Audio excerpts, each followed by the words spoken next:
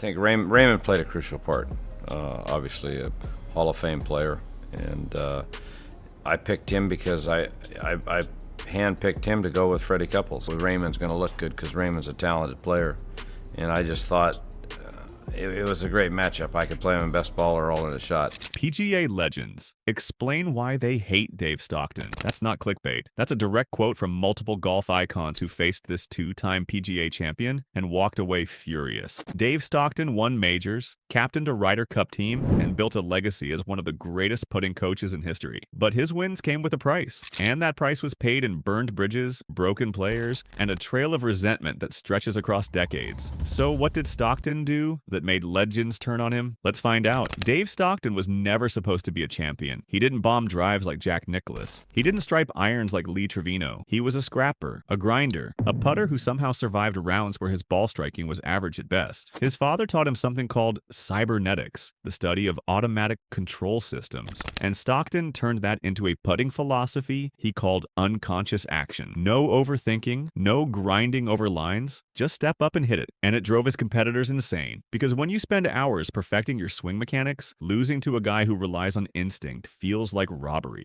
To the purists, Stockton didn't play golf the right way, but he won anyway, and that's where the hatred begins. Let's start with the most brutal feud of them all, Bernard Gallagher versus Dave Stockton at the 1991 Ryder Cup. This wasn't just a rivalry, this was war. The matches came right after the Gulf War. America was riding a wave of patriotism, and Stockton weaponized it. He admitted it himself. He wanted to feed on American pride, so he put his team in camouflage hats to honor the military. But to Gallagher, those hats told the crowd that Europeans weren't just opponents. They were the enemy. Stockton turned the Ryder Cup into a battlefield. Crowds at Kiowa Island cheered when Europeans missed. They booed European players. Gallagher called it undignified and dangerous. The worst part? European players got phone calls to their hotel rooms at 3 in the morning, over and over. A local radio station called Wake the Enemy had orchestrated it. A disc jockey encouraged listeners to harass the Europeans. The team's private room numbers had been leaked. Gallagher suspected the Americans were complicit, or at minimum did nothing to stop it, and he was furious. Stockton's response? Pure contempt. Years later, he mocked Gallagher's complaints. He said Gallagher saw suspicions in every friggin' corner. Stockton called him poor guy like he was mentally weak for speaking up. He dismissed legitimate grievances as paranoia. But the feud got worse. On the final day, American player Steve Pate was injured in a limousine accident earlier in the week. Stockton announced Pate couldn't play his match against David Guilford. Under the rules, both sides got a half point. Gallagher and the Europeans believed it was calculated. They suspected Pate could have played but might have lost. By withdrawing him, Stockton guaranteed a half point and neutralized Guilford completely. Gallagher saw it as manipulation. Years later, Stockton mocked this too, saying, "I obviously killed Steve Pate." By turning the accusation into absurdity, he avoided the ethical question entirely. 21 years after Kiowa Island, someone asked Stockton if he'd spoken to Gallagher. His answer was ice cold. He said, "No, he's not a friend of mine. I'm not even sure he likes himself, and I don't think it's worth my time to speak with him." That's not just a professional disagreement, that's personal. Stockton didn't just dismiss Gallagher as a bad captain. He questioned his self-worth. He portrayed him as a miserable, paranoid figure. And Bernard Gallagher has never responded publicly because what's the point? Stockton made it clear the war never ended. Now let's talk about the legends who watched Stockton swipe a major championship. Raymond Floyd and Don January. 1976, PGA Championship at Congressional Country Club. Torrential rain and lightning delays turned the event into a Monday finish. The course played long and heavy, favoring powerful ball strikers like Floyd, who had dominated the Masters that year, and January, the veteran with one of the smoothest swings on tour. And then there was Dave Stockton, the grinder who couldn't overpower a wet course but could scramble and put his way to survival. The final round became a collapse parade. Charles Coody started with a 2-stroke lead, then hit a tree on the 3rd for double bogey. Jack Nicklaus made a move, then dumped an iron in the water on the 6th for another double. Don January seized a 2-stroke lead. Then on the 10th hole, he hit a long iron into the water. Double bogey, gone. Meanwhile, Stockton was just steady. He shot 70 in the final round. Not spectacular, but while everyone else was imploding, he stayed calm. He didn't overpower Congressional. He nitpicked his way to a score. And when the dust settled, Raymond Floyd and Don January were tied at 2 over par. Stockton was 1 over. All he needed was par on the 18th to win. Floyd and January stood by by the green or waited in the clubhouse fully expecting a playoff. The narrative of the moment was clear. They were waiting for Stockton to miss. He had a 15-foot putt for par to win the PGA Championship outright. And this is where Stockton's unconscious putting philosophy drove them insane. He didn't agonize. He didn't stand over the putt and grind. He took 15 seconds to read it and hit it. 15 seconds? Then he rolled it into the heart of the cup. No drama, no emotion, just done. For Raymond Floyd, that loss felt like robbery. He had dominated golf all year. He was supposed to add the PGA to his Masters title. Instead, a scrapper who couldn't match his ball striking stole it in the rain. For Don January, watching Stockton calmly drain that putt after his own collapse on the back nine was the final insult. Stockton didn't beat them with superior golf. He survived while they made mistakes. And to ball strikers who valued purity and technical mastery, that felt wrong, felt like a theft. Now it's worth noting that Floyd eventually let this go. Years later, Stockton brought Floyd onto the 1991 Ryder Cup team and paired him with Fred Couples. Floyd called that experience a career highlight, so the resentment faded. But in that moment at Congressional, Raymond Floyd and Don January hated losing to Dave Stockton. Before we continue, which feud surprised you most? Was it Gallagher's 21-year silence? Or Floyd watching Stockton swipe the PGA? Drop a comment. And if you're not subscribed yet, hit that button. Now let's talk about the collateral damage. Mark Calcavecchia, Kiowa Island, 1991. Ryder Cup. Calcavecchia didn't feud with Stockton, but what happened to him under Stockton's leadership is one of the most tragic moments in Ryder Cup history, and it reveals how Stockton's win-at-all-costs mentality broke people. Stockton's strategy for the 1991 matches was to maximize intensity. He showed the team videos of past American glories to make them angry about recent losses. He leaned into the war by the shore narrative. He created a pressure cooker. For a player like Mark Calcavecchia, who was emotional and wore his heart on his sleeve, that environment was dangerously high stakes. On Sunday in the singles matches, Calcavecchia was sent out against Colin Montgomery. Early on, he played brilliant golf. He went 4 up with 4 holes to play. 4 up. He was dormi, meaning he was guaranteed at least a half point. A full point for Stockton's squad looked certain. And then everything fell apart. On the 15th hole, Calcavecchia pushed his tee shot into the ocean, lost the hole. On the 16th, he airmailed the green with his approach and made double bogey, lost the hole. On the 17th, the terrifying pair 3 over water. He hit a weak shot that barely cleared the hazard. Then he hit a horrific chip and missed the putt, lost the hole. By the 18th, Montgomery had clawed all the way back from 4 down to even. The match halved. What should have been a celebration and an easy American point turned into a nightmare, and the toll on Calcavecchia was immediate and devastating. He walked onto the beach next to the ocean course, collapsed in the sand, and wept openly. Witnesses said he looked like he was having a nervous breakdown. While Mark Calcavecchia cried in the sand, broken and traumatized, the U.S. team celebrated their Ryder Cup victory. They threw Dave Stockton into the ocean. They hoisted the trophy. They won the cup. And years later, when Stockton talked about that match, he didn't focus on Calcavecchia's collapse. He focused on the early momentum. He said Calcavecchia's fast start inspired the U.S. side's play that final day. He spun the narrative to make it about the team's triumph, not the trauma of one man. That's the real controversy. Stockton's war strategy won the cup, but it sacrificed Mark Calcavecchia's psyche. The juxtaposition of the broken player and the celebrating captain shows a complete lack of empathy. It shows a leader who views players as tools for victory rather than people with real emotions. Calcavecchia has never publicly feuded with Stockton. They've even appeared on podcasts together. But the 1991 Ryder Cup remains the defining scar of his career. And for those who witnessed it, Stockton's methods, while effective, felt callous. Now let's get to the most recent betrayal. Phil Mickelson, 2022. This one hurts because it's not just a competitor or rival. This is the teacher turning on the student. And it reveals how Stockton's loyalty was always to golf's institutions, never to individuals who trusted him. In 2009, Phil Mickelson hired Dave Stockton as his putting coach. Mickelson was already a major winner with multiple green jackets, but he struggled on the greens when pressure mounted. His stroke would get quick. His confidence would waver. He needed someone who understood putting's mental side. Stockton taught him the forward press and unconscious visualization techniques that had defined his career for decades. It worked beautifully. Mickelson won the 2009 Tour Championship. He won the 2010 Masters. Stockton frequently cited Mickelson as one of his greatest success stories, a player he helped unlock. stock. The partnership seemed unbreakable. Fast forward to May 2022. Phil Mickelson is in self-imposed exile after making controversial comments about the PGA Tour and eLive Golf. He's the defending PGA champion, having won at Kiowa Island the year before. As defending champ, he's expected to host the Champions Dinner at Southern Hills, but he doesn't attend. The golf world is watching. And Dave Stockton, the man who helped Phil win majors, delivers a cutting rebuke. He says it was a fun evening. Phil was not missed. Let that sink in. Not missed. Stockton continues. He says, I think Phil would have been a big distraction. The story here this week is the PGA, but it gets worse. Stockton reveals that he was partly responsible for changing the format of the Champions Dinner. The year before at Kiowa, when Mickelson won, Stockton helped push for a players-only format. No spouses, no PGA officials, just the champions. And now, the very next year, Mickelson is excluded from that intimate, players-only environment. Stockton says the dinner was unbelievable. He says the PGA officers were blown away by the camaraderie. Without Phil Mickelson, the irony is brutal. Stockton engineered an exclusive fraternity and then publicly celebrated his former student's absence. He was signaling that the brotherhood of PGA champions was more important than loyalty to Phil. For Mickelson, who values loyalty above almost everything, this public dismissal by his former coach was a profound betrayal. For Stockton, it was necessary. He chose the institution over the individual. He chose the PGA Championship over the man he once called one of his greatest success stories. So what does all of this tell us about Dave Stockton? It tells us that his success always came with collateral damage. Bernard Gallagher saw him weaponize patriotism and turn the Ryder Cup into a toxic, militaristic battlefield. Raymond Floyd and Don January watched him steal a major championship in the rain with a putter and 15 seconds of unconscious confidence. Mark Calcavecchia broke under the pressure cooker Stockton created, collapsing hole by hole while Stockton's team celebrated in the ocean. Phil Mickelson trusted him as a coach and mentor, only to get publicly dismissed when it mattered most. Stockton's methods worked. There's no denying that. He won 2 majors. He captained a winning Ryder Cup team against the odds. He changed putting forever with his unconscious philosophy, but the cost was extraordinarily high. The legends who faced him didn't just lose. They felt cheated. They felt manipulated. They felt like Stockton played the man instead of the course, weaponizing psychology and gamesmanship. And in many cases, they were right. Here's the thing though, you can't argue with results. Dave Stockton proved that mental fortitude beats physical perfection. He proved that you don't have to be the best ball striker to win majors. You just have to be the best at surviving when everyone else is falling apart. His unconscious putting philosophy has helped dozens of players, including Rory McIlroy and Annika Sorenstam. His legacy as a coach is undeniable and respected worldwide. But his legacy as a competitor is complicated and controversial. He's respected for what he accomplished, but he's disliked for how he accomplished it. He broke the gentlemanly code of golf to secure victories, and the legends who lost to him never forgot it. Bernard Gallagher spent 21 years in silence because talking to Stockton wasn't worth his time. Raymond Floyd eventually forgave him, but the sting of congressional lingered for years. Mark Calcavecchia still carries the scar of Kiowa Island deep in his memory. And Phil Mickelson learned that loyalty doesn't run both ways when the establishment is at stake. Dave Stockton's career teaches us something uncomfortable about competition and legacy. In golf, just like in war, history is written by the victors. And sometimes, the victors have to break relationships and cross ethical lines to hold the pen. Stockton didn't apologize for the war by the shore and the toxic environment he created. He didn't apologize for his gamesmanship or his ruthless captaincy. He didn't apologize for choosing the PGA establishment over Phil Mickelson when his former student needed support. Because in his mind, winning justified everything. And maybe that's exactly why the legends hate him. Not because he won, not because he was talented, but because he was willing to do whatever it took to win, no matter who got hurt in the process, no matter which relationships burned, no matter which players broke under the pressure he created. So what do you think? Was Dave Stockton a genius who played the mental game better than anyone in golf history? Or did he cross lines that should never be crossed in the name of victory? Drop your thoughts in the comments below. And if you want to see more stories like this, more deep dives into the feuds and controversies that shaped golf history, make sure you're subscribed, because there's more where this came from. Thanks for watching.